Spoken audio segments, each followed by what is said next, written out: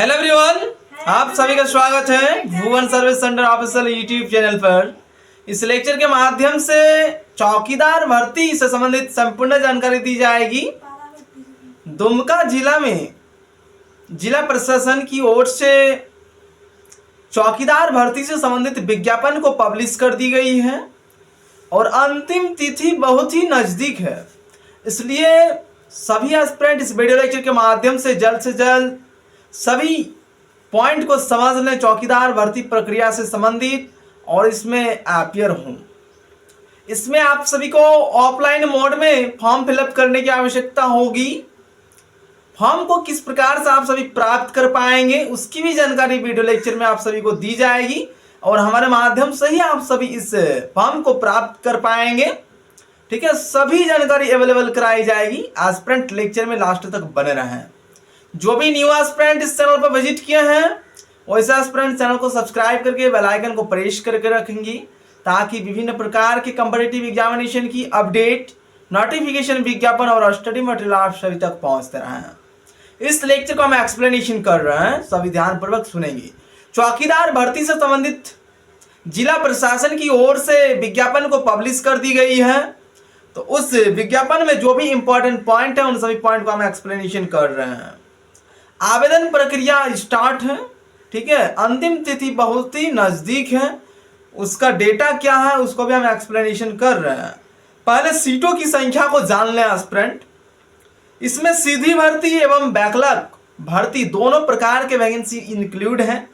सीधी भर्ती के रूप में 246 पदों पर भर्ती प्रक्रिया शुरू की गई है।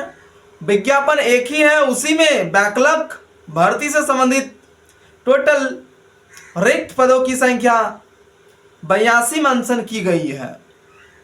ठीक है, इसमें कोटिवार जो आरक्षण कोटि होती है उसकी अनुसार यहाँ पर डेटा को मेंशन की गई है।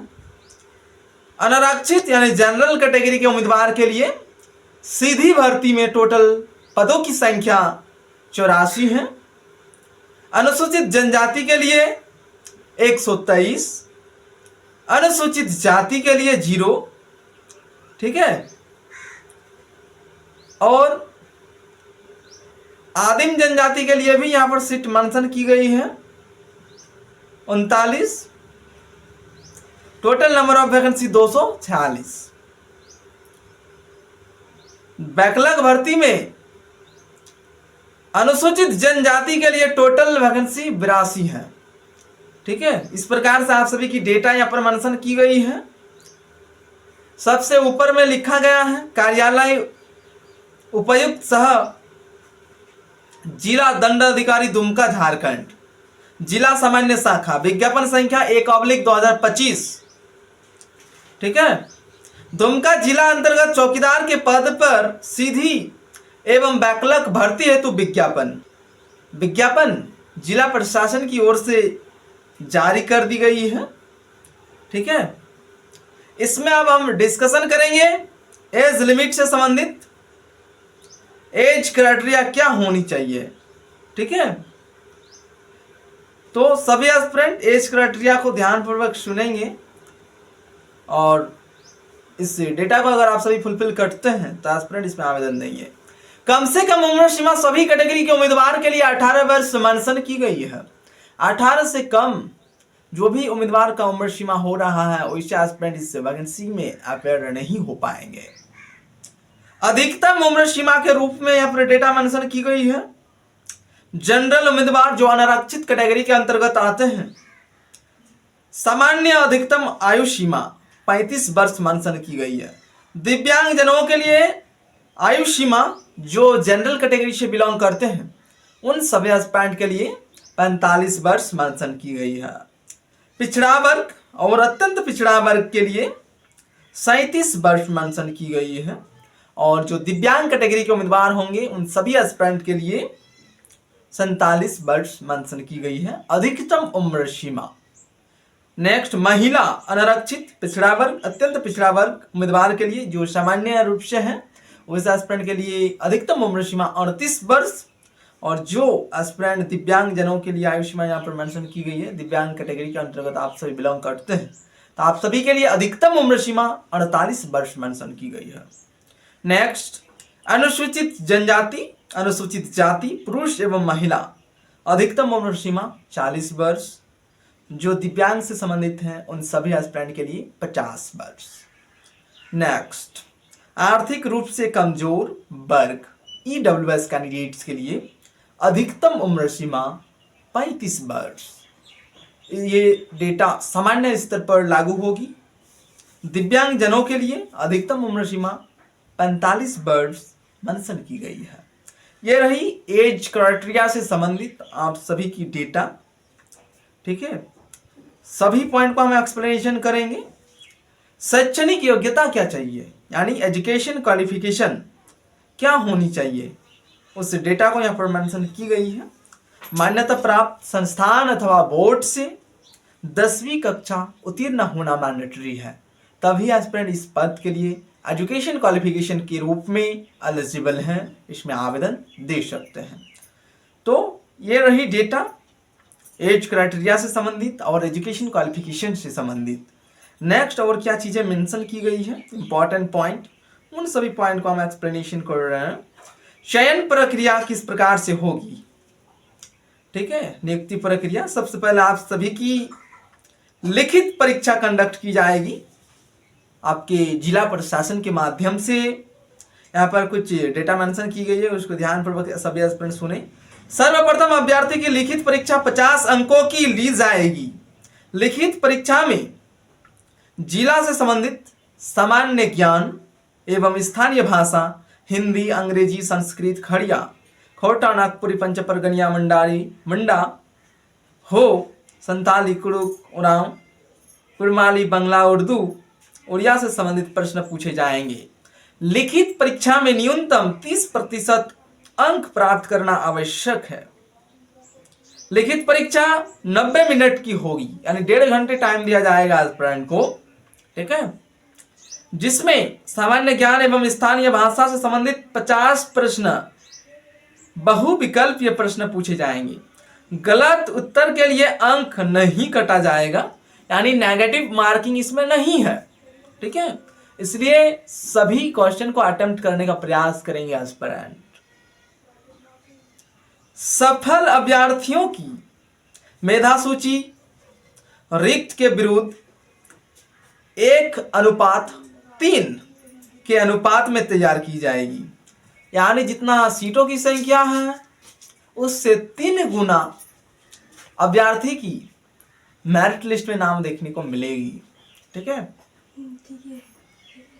नेक्स्ट, सभी कोटि के अनुरूप यहाँ पर हाइट को मेंशन की गई है।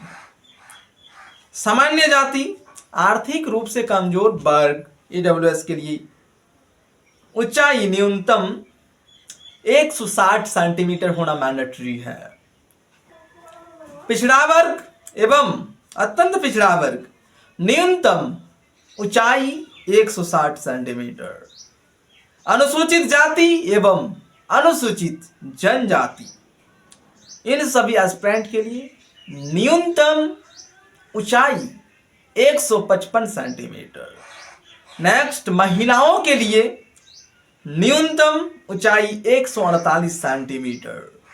ठीक है, ये सभी आप सभी की फिजिकल एलिजिबिलिटी क्राइटेरिया है।